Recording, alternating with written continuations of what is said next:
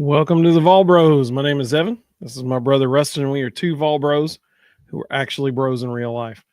And if you are joining us on YouTube tonight, I literally learned this 5 minutes ago. That's why we're a little bit late, because I was playing with it just a little bit.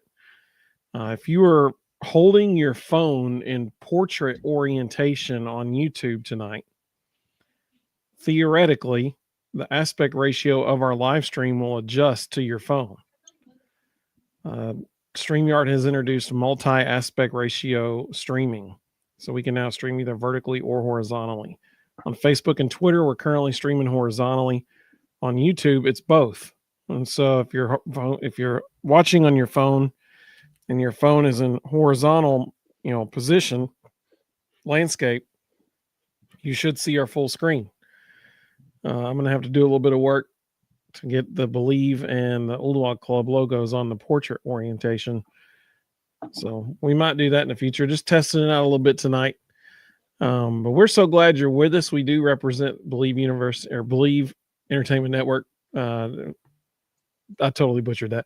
We represent the University of Tennessee on the Believe Entertainment Network. And so we're glad you're with us. Tennessee Lady Vols have thankfully created a breathable amount of distance between them and Belmont. They're up by 8 with 33 seconds left. So hopefully they can close that out. Ruston, let's start with, I'll tell you what, we got a couple people in the comments already. Mississippi Vol, welcome, buddy. He said, I'm the first. Good evening to all. Glad you're with us, man.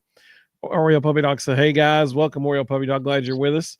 Stingray said, hello, everyone. Hey, Stingray, good to have you. Sanjay, welcome, buddy. He said, who do you guys have winning in Bama, Oklahoma, and Texas, Georgia? Don't care about that right now, but I think Georgia's going to beat Texas, and I think Bama's going to beat Oklahoma. But Tony, welcome, buddy. All right, so if you are watching in portrait mode, the comments appear at the top of the screen. See, I'm learning new stuff all the time. If you are on YouTube, you have the option theoretically tonight to watch in portrait or landscape. I'll be honest with you, it looks way better landscape. We're working with that though.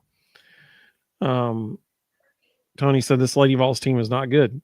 Without TC, this team wouldn't even make the tournament. Top teams in the SEC will truck them. I'm not sure what that means. RFVUU. Jonathan said, hello, Evan Ruston chat family. Don't forget to tell your mom about the Vol Bros. Totally agree. It's great advice. Thank you, Jonathan. Welcome. Glad you're with us. So Miss Reagan is watching in portrait mode, if I'm understanding that correctly, based on the icon by her name that I can see. That's cool. We're branching out tonight. Got portrait mode going for folks. Mina Lackey, welcome. Glad you're with us. She said, Evening Vol Bros and chat fam. Glad you're with us. Ruston, let's start with Lady Vol since they're wrapping it up right now. It's still 66-58. What do you think about what you saw from the Lady Vols tonight? The same three things I saw against UT Martin, and they didn't get resolved. Number one, they have got to learn to play inside out. They can't shoot their way into wins. They've got to play inside out. They've got to attack the basket, make free throws, get layups, get short jumpers. At the basket is where they will win.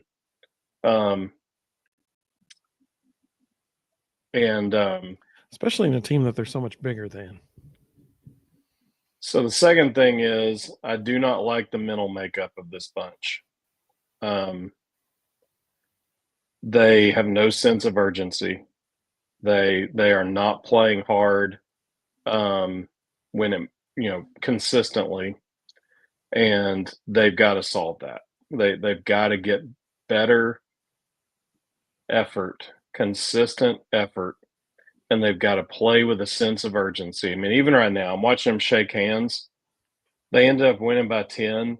Nobody in that line's angry. Nobody in that line's upset about how they played. They're just going through the motions. And the third thing if Jersey Wolfenbarger isn't going to give us any more than what she's doing, dadgummit, take her minutes away and give it to Jada Civil and Lauren Hurst. Lauren Hurst could have helped this team tonight. This was not a game where, they were going to shoot their way into a win. They needed consistency. They needed fundamentals. They needed somebody who could spot shoot, because Lord knows they couldn't hit the broadside of a barn. Yep. And they needed somebody who would go in there and actually scrap and rebound. Jersey Wolfenbarger finished the night with 0 for 2 from the field, one of which was a layup, uncontested layup she missed, and 1 rebound. That's worthless. One of the tallest people on the court. 6'4", and 0 for 2 and 1 rebound. And she looked like she did not care at all. Take her minutes away, get Lauren Hurst involved, start getting her ready for the future, or otherwise you're going to run into another Ace Strickland situation where you don't play the girl who needs to be playing, and she ends up coming back next year and dropping 14 on you and almost beating you. Yeah. It'd been real nice to have had Ace tonight. Yeah, for sure.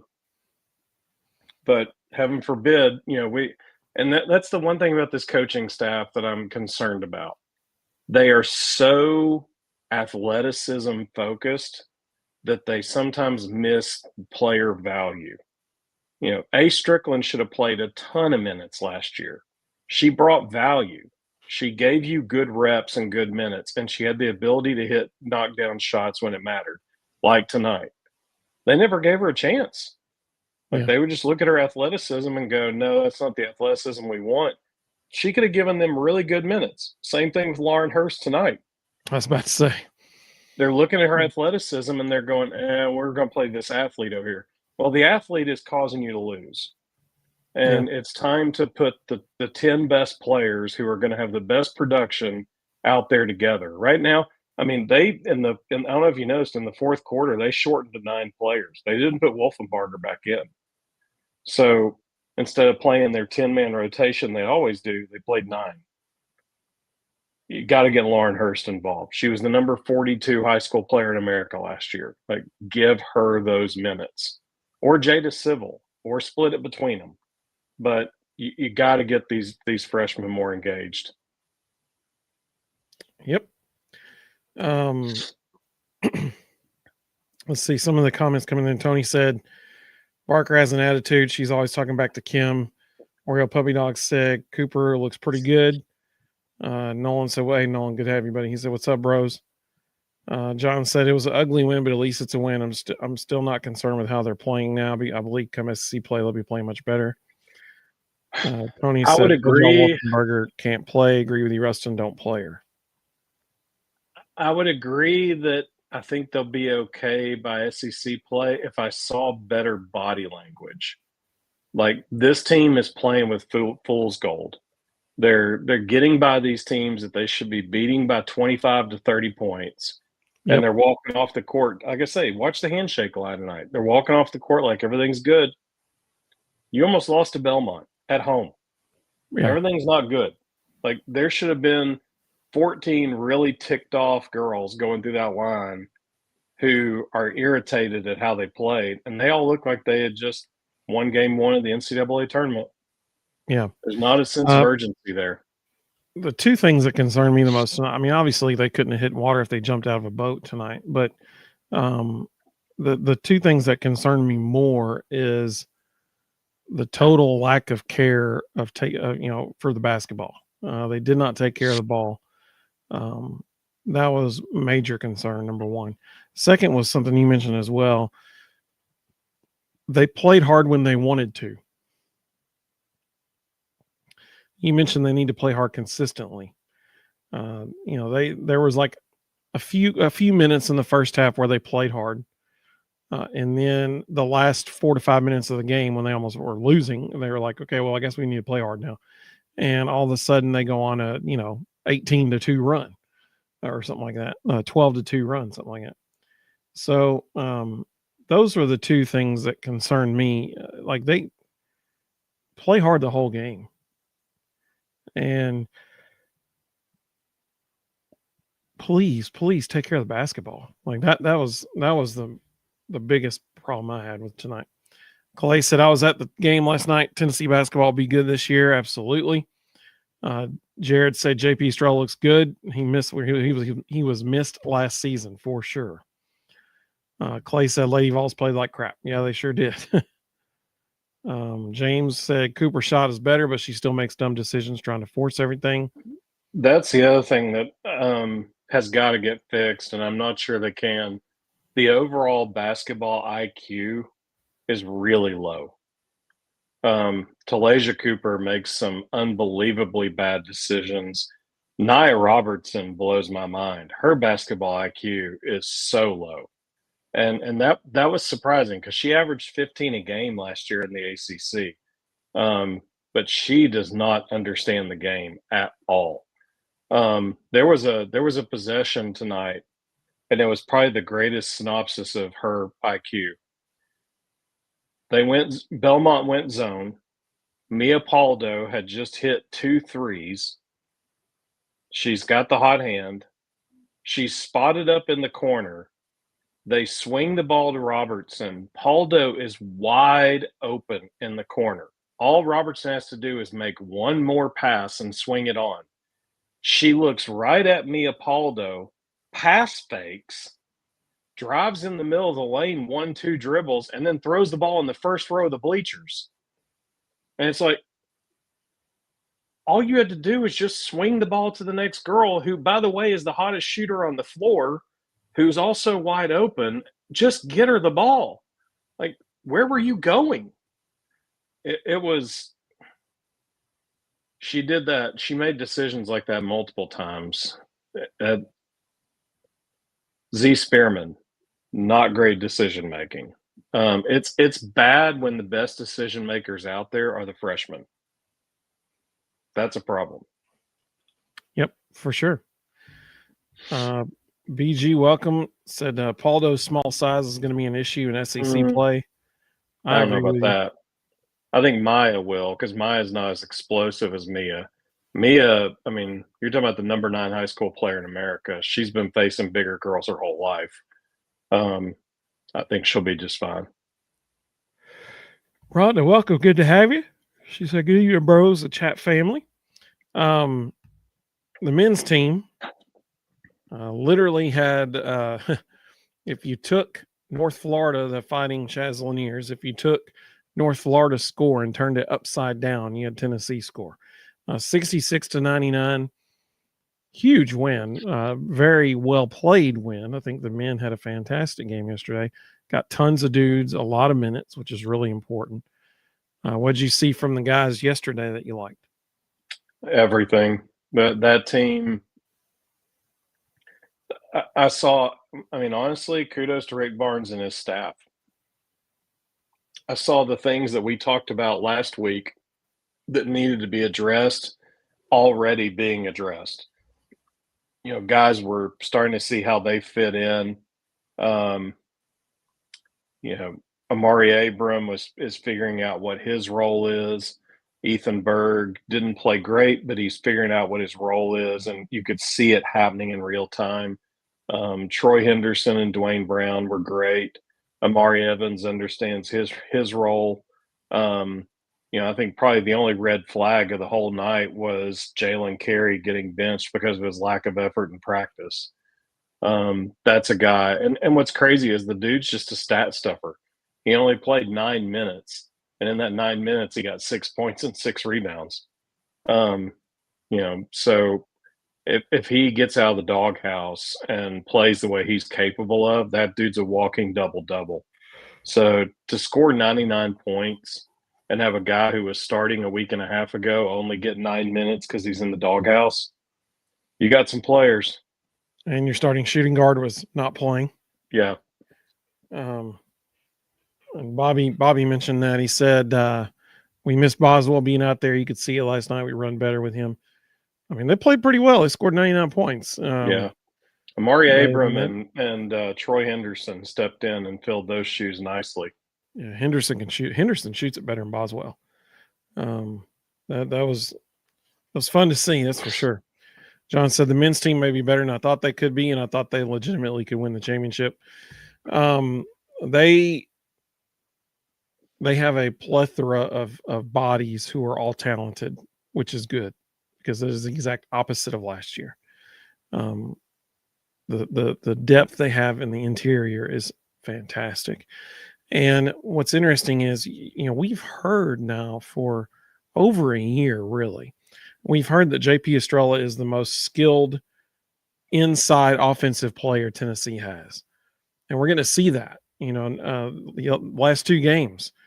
His post moves are easily the best of anybody, and his ability to finish with either hand at the rim is easily better than anybody else on the team. It's been a lot of fun, and you can tell he worked on his shot over the summer too. Oh yeah, his shot's legit. I think what I enjoyed the most was he and Okpara both, and to some extent Cade, when they get a rebound with both feet on the ground, they're going back up to dunk it. Like they're not trying to get a little layup put back. They're going back to hammer dunk the thing. Yep. And that's that's another level of post play that a lot of people can't do. Do you realize we almost had 3 guys get double doubles in one game? JP had 20. Yeah, JP had 23 and 10. Nate had 19 and 9, so he missed it by 1 point and 1 rebound. And Cade had 9 and 9, so again missed it by 1 point and 1 rebound.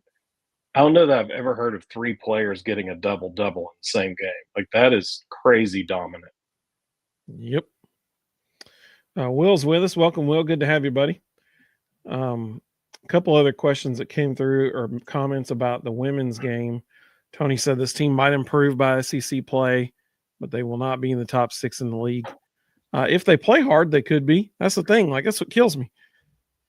They just decide when they want to play hard and when they don't. I mean, NC State's an incredible team.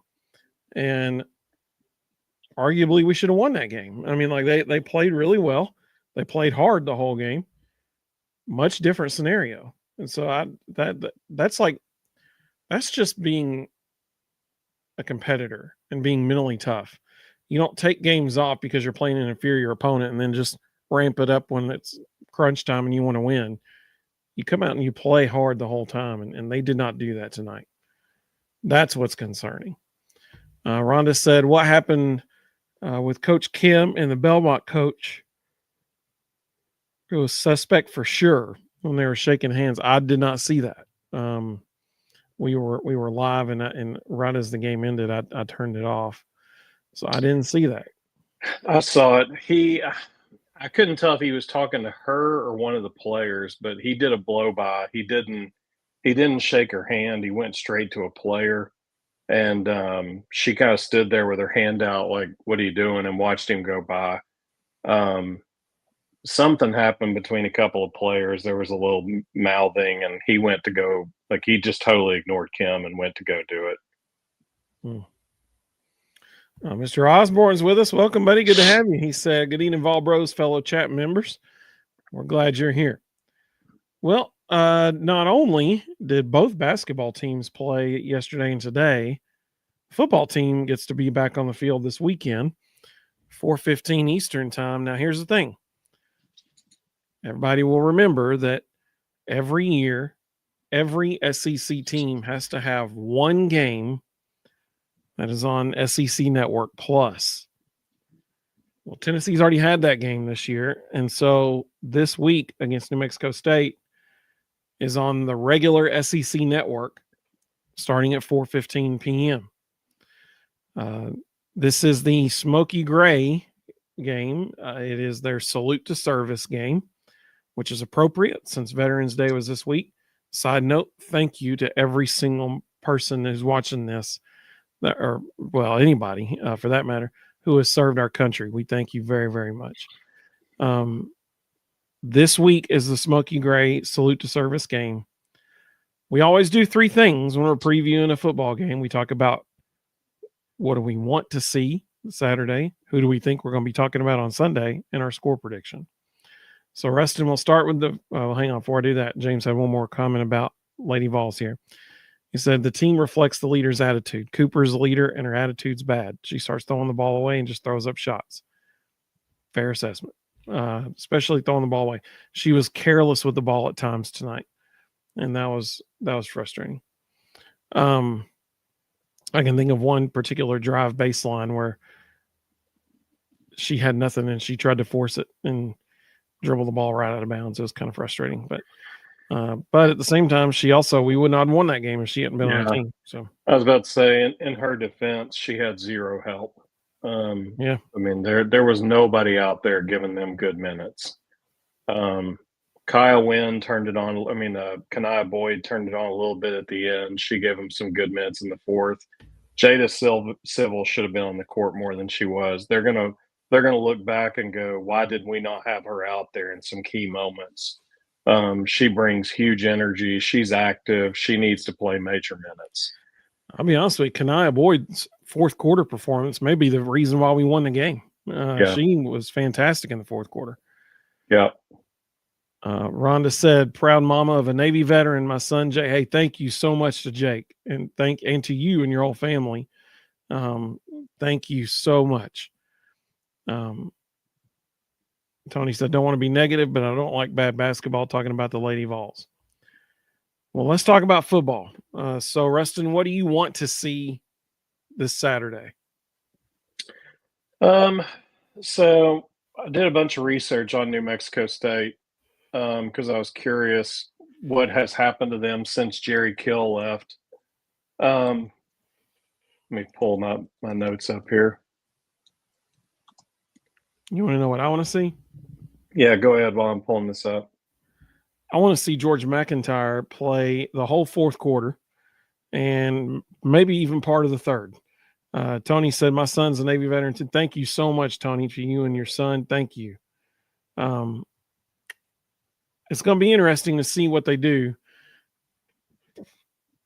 I don't want to totally just move on from Merklinger, but Jake Merklinger essentially has made it known that he will not be with Tennessee next year. He is transferring, and that's going to happen probably literally maybe a month from 2 days from now when the portal opens.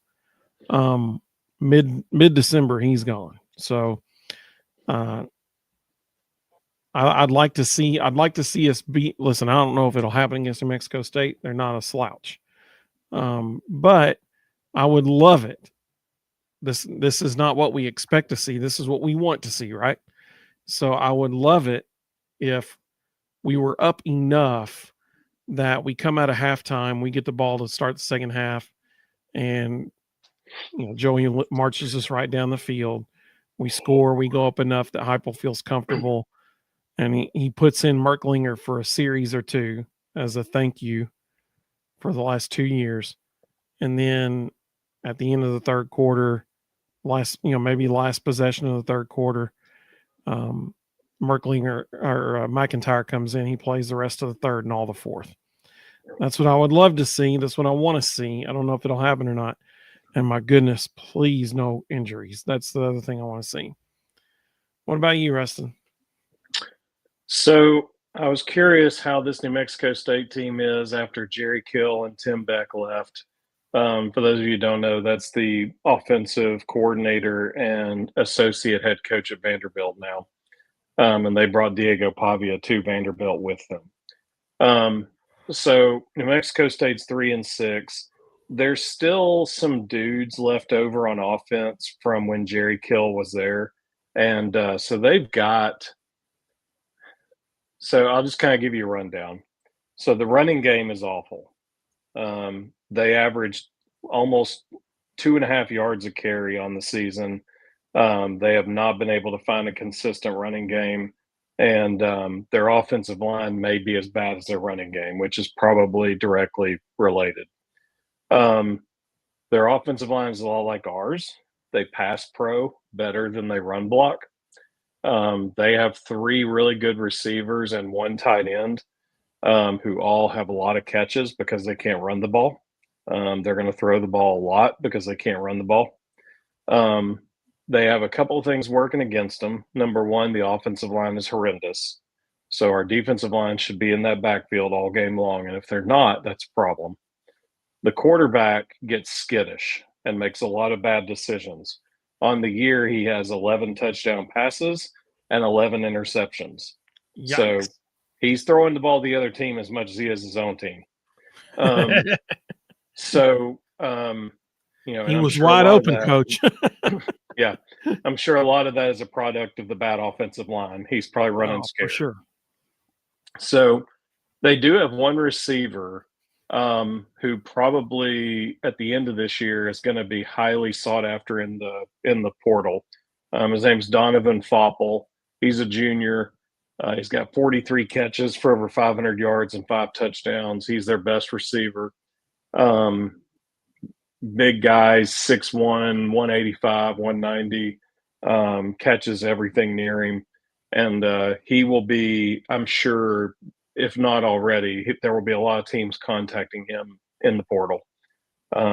He honestly, if I was New Mexico State, I wouldn't want to play Tennessee this weekend because I'm sure after they see Donovan Fopple live, there'll probably be some creative phone calls happen during the week next week. But and that kid knows he's auditioning this week too against 100%. SEC talent. Yeah. So that kid will absolutely be in the Power Four somewhere next year. He will not be at New Mexico State. So you've got 3 good receivers. You got a good tight end. The running backs are awful. The offensive line's awful. The quarterback is average. The defense is absolutely horrendous. The defense is why they're 3-6. They can't stop anybody. So Jerry Kill left some players on offense. He didn't leave anybody on defense. They're really bad there. So I don't think this will be a game. I think if we come out and do what we should do, Joey plays the first half. They let Mert get the third quarter because he needs some tape for the portal, and they let George get the fourth quarter. Some of the comments that came through, dog with a Texas logo. That's interesting. So did you guys hear Josh Heupel LSU rumors? Yeah, everybody heard it. It's total bogus. I would say who started that rumor, don't you? LSU people. Nope. It wasn't Jimmy Sexton. Nope. Who? Chris Phillips, who was on our show a month ago. Oh, well, there you go. I mean, I would never say never, but I would say percent chance that Josh Heupel ends up at LSU is 0.000000001. I think that's the percent chance that he ends up at LSU. I would see him going other places before he would go to LSU. That's just my opinion. James said, thank you to Rhonda's son. Kevin said, welcome, Kevin. He said, those are pay raise rumors about LSU. Yep. John said, I want to see us run the ball for more than 50 yards for the first time in a while. And I want to see GMAC play basically the whole second half. Let's see. John said, I also want to see us get pressure on their quarterback. It sounds like their quarterback's having a Jameis Winston 30 for 30 season. Richard said, or third, I think he meant like 30 touchdowns, 30 interceptions. Richard said, greetings from Hillsboro, Oregon. Wow, there you go. Intel County. Richard, it's always fun seeing where you're watching from, man. I get a kick out of that every time. I look forward to hearing it. Let's see. Richard said, it's our enemy trying to hurt us. Yeah, so let's talk about this because I think our answers to the previous question are going to really influence our answers to the next question. I know mine is. Who on Sunday, who do you think we're going to be talking about? Because, listen, this is our last guaranteed win, essentially, of the season. So who do you think on Sunday we're going to be talking about from Saturday? Joshua Joseph, Caleb Herring, and Jordan Ross. Nice. Yeah, I like that. I hope that's who we're talking about, right? It should be. I mean, if you're the quarterback for New Mexico State and you're 11 touchdowns, 11 interceptions on the year, coming into Neyland Stadium, trying to have to deal with that crowd, that is not a good scenario, especially with an offensive line that isn't protecting you well. Richard said he thinks we're going to talk about Joey. Here's my prediction. I think we're going to talk about George McIntyre. I think he's going to have 2 touchdown passes. And I think, now listen, Vol Nation never gets overstimulated or overhyped about anything. We never maybe, overestimate or overanalyze anything. But I'm guessing if he throws 2 touchdown passes, everybody's going to be like, he's the future. He's the future. And it's going to be George McIntyre, a Twitter all over the place, a flame. Everybody's going to be talking about George all the time. So I think that's probably personally what's going to happen.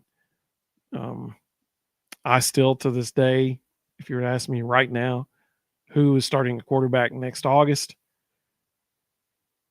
I'm going to say I don't know because they're not on our team yet. That's my personal opinion. I do not think that there will be. I don't think it's going to be George McIntyre. I don't think it's going to be Faison Brandon. I think it's going to be a transfer quarterback. That's just me. Let's see here. And people say, how you know you're going to go to transfer? Well, because Joey's gone, Jake's gone. You only have 2 scholarship quarterbacks at that point. One of them would be a redshirt freshman. One of them would be a true freshman. I think you can go ahead. At least 3 guys on the team on scholarship. I think in the portal and NIL era, you can go ahead and just say from now on, there will always be a transfer quarterback. I don't think any school that's in the Power 4 is going to keep 3 quarterbacks on their roster from year after year. There's always going to be 2 that stay and 1 that gets replaced. Yep. Jared said, asking for a friend, is Boo still on the team? Great question. I mean, I haven't heard anything to the contrary, but I guess we'll really find out when they come running through the tee on Saturday. I think he is. I don't think there will be any movement there until Christmas break. He definitely won't play in the bowl game, but no. I think you'll see him in small spurts the next couple of weeks, and then he'll be gone.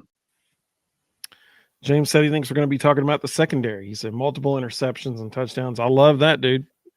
I forgot one data point. That 11 touchdowns versus 11 interceptions, all mid-majors. We are the only Power 4 team on their schedule. That's not good for them. No. John said, I think we'll be talking about our defensive ends and our running backs. I would love that. Kevin said, Marion Dye. Hey, I like that. I hope we're talking about him.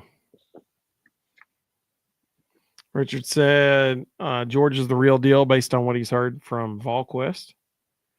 Oh, he's a legit guy for sure. Dog said, would you guys be in Arkansas position if he leaves shockingly? From what I'm hearing, I think Clark Lee is leaving Vanderbilt. Nah. Nah. Money. Yeah, Vandy can't match anything. If Penn State, they got some alumni. If Penn State or LSU comes calling, they can't match that money. The job market right now is sparse. There aren't many good options out there. If I'm Vanderbilt, I'm already starting a conversation with Jerry Kill about, hey, if Clark leaves, you're the guy. Don't go with him. Yeah, but here's the thing. It would be career suicide for Vanderbilt's athletic director to let Clark Lee leave. Like, he has to back up every alumni Brinks truck there is to make him stay. They don't have it. They got to do something. They've never had it. That's how they lost James Franklin. They don't have that kind of funding. He said Penn State's calling and Vandy's not a guy. I totally agree. Vandy's not a good job. But I mean, look at what they have done this year compared to literally any year since 1947, when they were routinely a powerhouse. They can't let this type of success go away. They already did it once. The last time they were this good was James Franklin. First offer that came, he was gone. It's going to happen again. And like I said, if I'm their athletic director, I'm in Jerry Kill's ear right now saying, hey, don't go with him. You and Tim Beck stay here. We'll make it worth your while. John said, I hope we don't see Boo anymore this season on defense or punt returns. I mean, all he's doing on punt, he's not even risking anything on punt returns. He's calling fair catch every time. James said, yeah, they couldn't keep James Franklin. And he said, a great minds think alike. John said, I've said all season Clark Lee wouldn't be at Vandy next year. I just, logistically speaking, if you are the Vanderbilt athletic director, you cannot let that happen. And at that point, it's not even just like, look at the success we've had. It's look at the money. Go watch the last 7 years of Vanderbilt football in their stadium. And then go look at any game from this year at how many people are in that stadium. It's a money issue at that point. You can't let that guy leave. There's too much money coming into the program because of him. And but it's not letting him leave. It's they just can't match it. Like they just don't have the capital to compete with these other schools. I mean, I understand that for sure. I mean, I'm sure if they got serious about, he wants to be there. Let me rephrase that. If they got serious about football, yes, they have the pockets to do it. But the pockets who can do it aren't serious about football. They want to see accurate.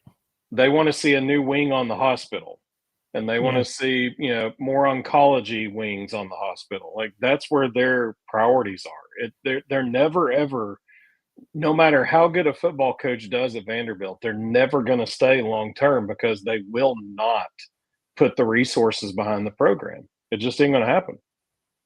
Yeah. John said he doesn't think Vanderbilt really even has a choice in the matter. James says he agrees, but Vandy can't afford to keep him. Yeah, it'll be fascinating to see how it plays out.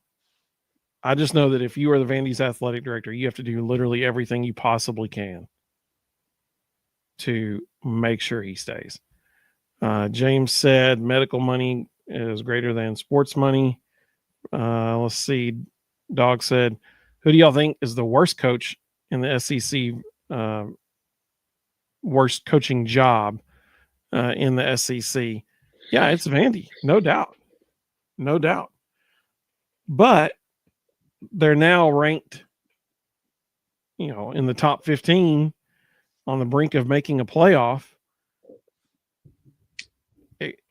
Arguably, you could say there are potentially worse positions right now in the SEC. They have a brand new stadium. They have, they're like I said, potentially about to make a playoff.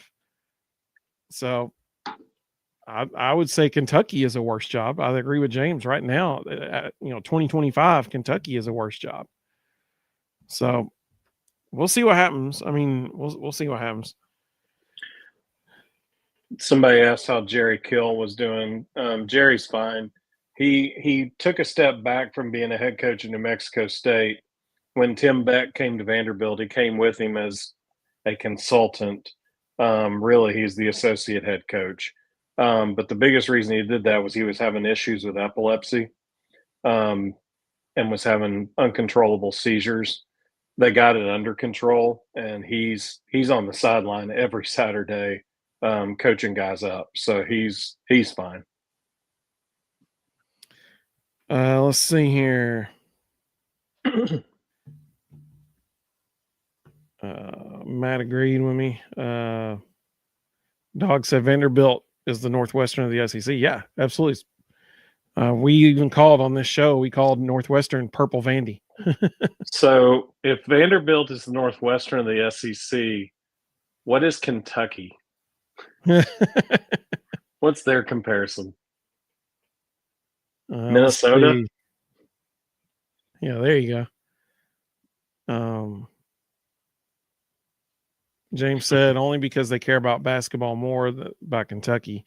So the only other school that isn't a football school first, Kentucky and Vanderbilt. Jonathan said, I'm going to enjoy watching Tennessee Tech. when Stoops gets fired Saturday. That could happen. Dog said, better job, LSU or Oklahoma. Oh, LSU. Easy. I can't remember the exact number, but Tennessee Tech's averaging like 45 or 46 points a game. They could do it. Matt said Cincinnati could be the Northwest, or your comparison there. It could be that. Nolan said Kentucky is the Wisconsin of the SEC. Wisconsin's got a better history. Yeah. So let's do score predictions, and we want to hear y'all score predictions as well in the comments. Let us know. Ruston, this Saturday. He said he meant like they're good at basketball, not good in football. That I got you. That's fair. So this Saturday, Tennessee versus New Mexico State, 4:15 in the afternoon, inside Neyland Stadium. LSU versus Oklahoma. He said Oklahoma doesn't have as much talent. Absolutely. Richard said the Vols are going to roll Vandy. Have no fear. So Rustin, what's your score prediction for Tennessee, New Mexico State this week? 42-3 at the half. Joey sits down. Final score 59-13. Well, I like that. 42-3 at the half. Final score 59-13. All right. Well,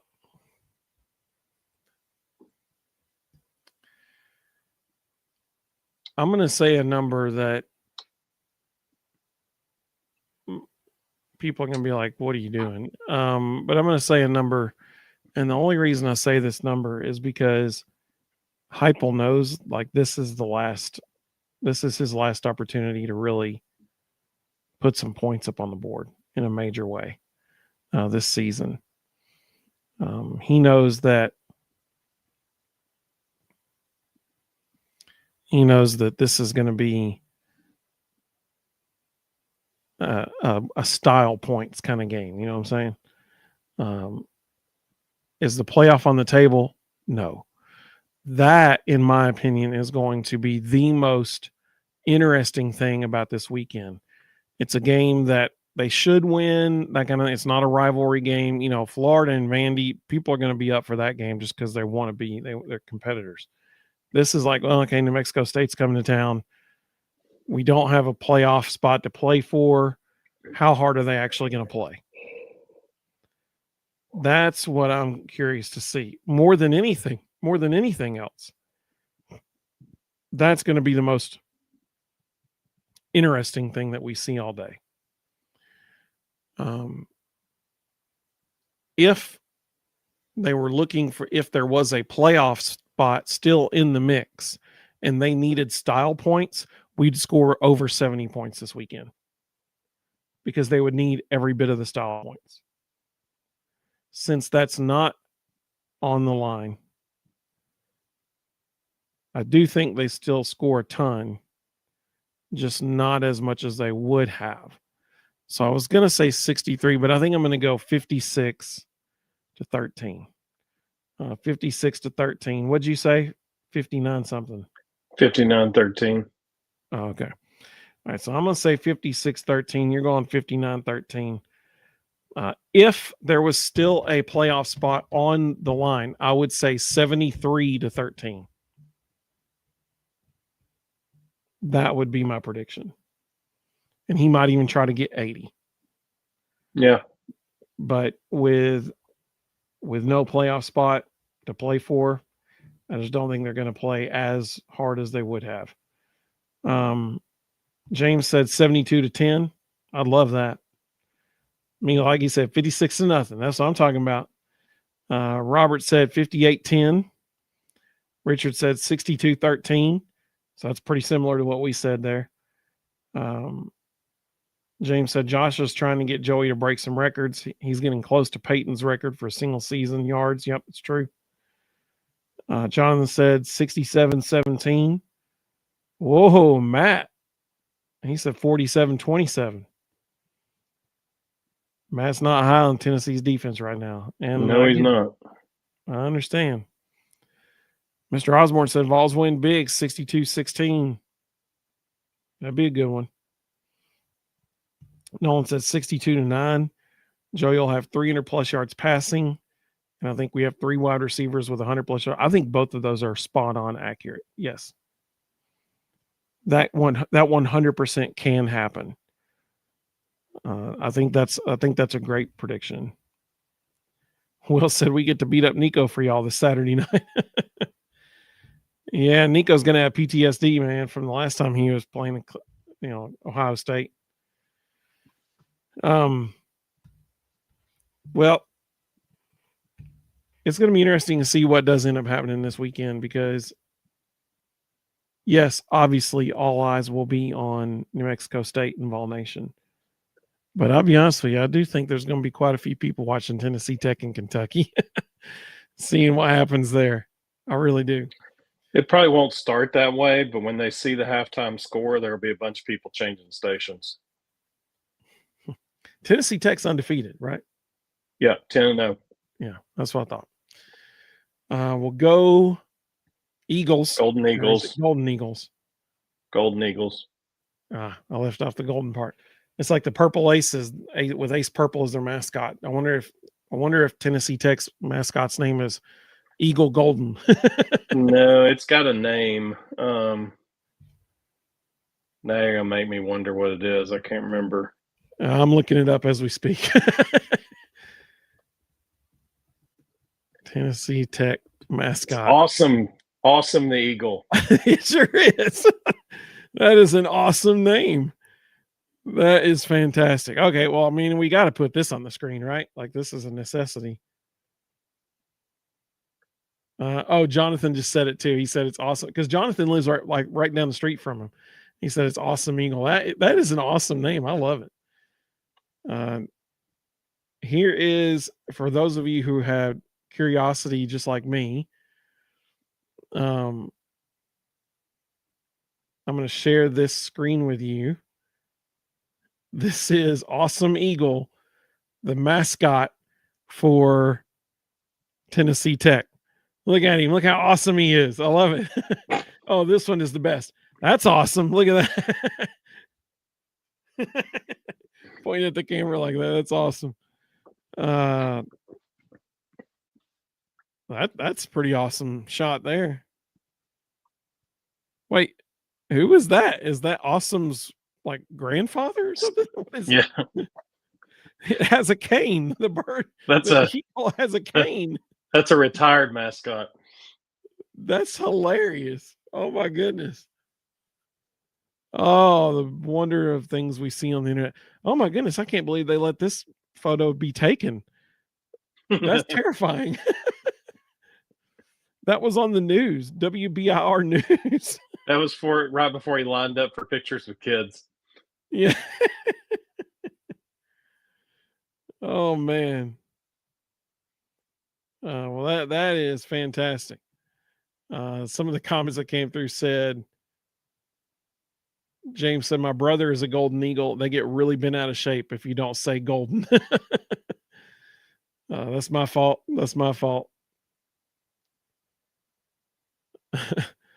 Nolan said their eagle's name is Tyler, I bet. Richard said my buddy's son played. They loved the school. Oh, that's awesome. John said, I believe Tech leads Division I or maybe just FCS in defensive touchdowns. Oh, that's cool. Nolan said, can y'all do a mascot breakdown every week we play a smaller school? Yes, I promise. Yes. There's some winners out there. I think there was a contest back in the 80s of all mid-major schools to come up with the weirdest mascots humanly possible. There's some weird ones. Yeah, this is just incredible. Nolan, I think that's a phenomenal idea personally, because I love it when we pull up mascots of other schools. It's one of my favorite things. Nolan said, what if Nico actually plays the best game of his life and somehow makes that Ohio State game a close one in the second half? Oh man, that would give a bunch of Tennessee fans some battered Vol syndromes. But I think we do need a segment every time we play a smaller school of a mascot breakdown. You know what? Just for kicks, I'm going to look at the basketball schedule next week, just so we can see who we're playing. We got Rice coming up, and then Tennessee State. That's next Monday and Thursday. So the men play Monday. Both are home games. The men play Monday night, 8:30 p.m. start time. Oh, yikes. Against Rice, then Tennessee State Thursday night, 7:00 p.m. start time. So that'll be good. That'll be right before, we go live. The Lady Vols, let's see what they got next week. So they got MTSU. They don't play till next Thursday. It's at MTSU. And that is at 7:30. So the Lady Vols and the men's team will be playing at the same time next Thursday night. It's weird that game Monday's at 8:30. It's on SEC Network. Why would they start a game before it at 6:30? I don't know. That's bizarre. So I do think it's necessary that we put Rice's mascot on the screen. So they are the Owls. This is their mascot.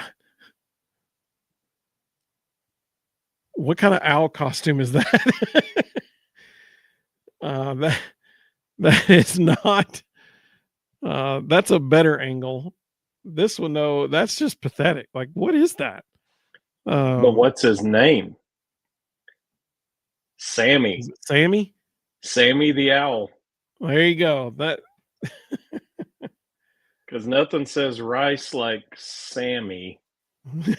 Not sure where we came up with that. They had a national bobblehead night. Of course they did. Rice. Everybody needs a Sammy bobblehead. Where is Sammy's grandpa owl? I want to see that, like Awesome Eagles grandpa. Oh man. Some of the best things we've ever had on the show was the Purple Ace segment from last 2 years ago when the baseball team hosted Evansville, and that's pretty good. Nolan said, if the Owl's name isn't Hootie, I'm gonna flip out. Yeah, man, exactly. They missed a golden opportunity there, didn't they? They sure did. Richard said, hey, owls are great birds. I agree. They are. They're great birds. As evidenced by the Ulduwa Club. That logo is way better than the Rice owl looking thing. I'll give them that for sure. There's a contest that needs to happen. The Ulduwa Club needs to name their owl. We can help with that. I'm just saying. We can help with that. Nolan said, I hope we play Campbell again because they're the Camels. Absolutely. Absolutely. John said, I have to get off now. If not back for you in the stream. I hope everybody has a great rest of the week. I'll see everybody Sunday night. Absolutely, man. 9:00 Sunday night. We'll be back here for sure. The next 2 months are going to be very busy as far as the Vol Bros go. Just as a reminder, I mentioned this last time we were live. This Sunday night, Reed Carringer is going to be with us. And so we're excited to have Reed. We're going to get to kind of recap obviously we're going to talk about the New Mexico State football game. Clearly that's going to be the primary thing in conversation. But since Reed will be joining us for the first time since basketball season started, and by the way, basketball is Reed's first love, really. And so we're going to talk men's and women's basketball with Reed as well and what he's seen so far from those two teams. Then, next Thursday, we've got a preview show for Florida. Need I say more? And then, obviously, the Sunday after that, we got Florida, recap show. That next week, Ruston and I'll figure out what we're going to do. That's Thanksgiving week. And shocker, Thanksgiving's on Thursday this year. And so is Christmas. There you go. So, we'll figure out what we're going to do with Thanksgiving. We'll probably go live a different night that week because it's Vanderbilt preview. Like, we got to do something. But then, the SEC championship game is Saturday, December 6th. And Sunday, December 7th is when at noon they reveal the final college football playoff poll in the bracket, the official bracket. That night, we will know by 9:00 that night where Tennessee is going for a bowl game. And so Reed is actually going to join us again that night, and we're going to talk about where Tennessee is going for a bowl game. But we'll also do our predictions for the college football playoff. We did that last year. It turned out real good. Ruston ticked off all Penn State fans. It was a blast. We had our most watched video ever on Facebook as a result of that show. And it was Ruston saying Penn State wasn't going to do very well. And apparently everybody within a 100-mile radius of Penn State's football stadium watched that video. It had over 700,000 views on Facebook alone. And weirdly, everybody at Penn State is on Facebook. So yes, they are.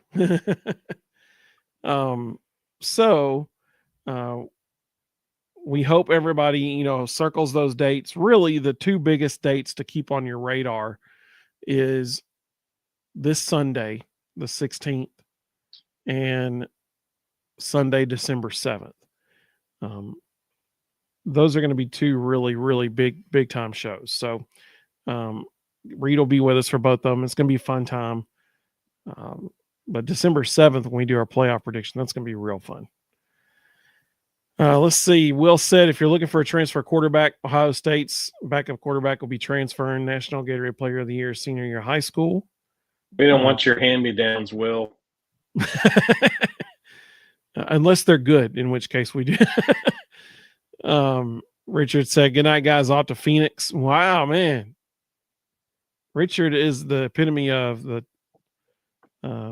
traveling man right there. And I hope you have safe travels. Really do. Hope it goes really, really well. We hope everybody has a great week.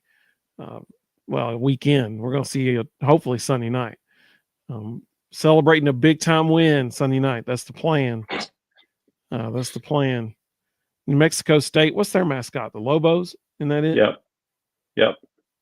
All right. Let me see if I can find it real quick. We'll end the show by putting their mascot on the screen.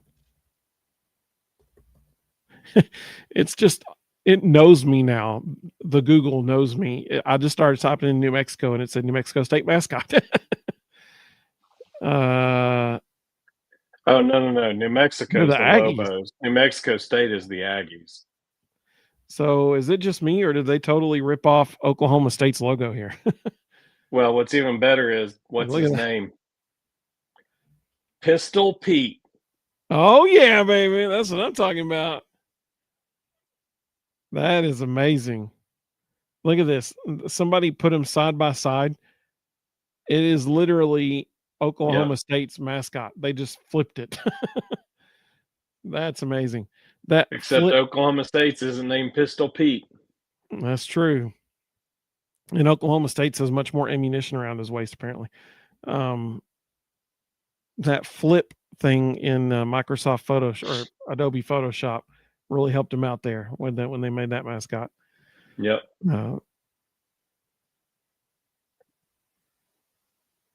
Wait, hang on now.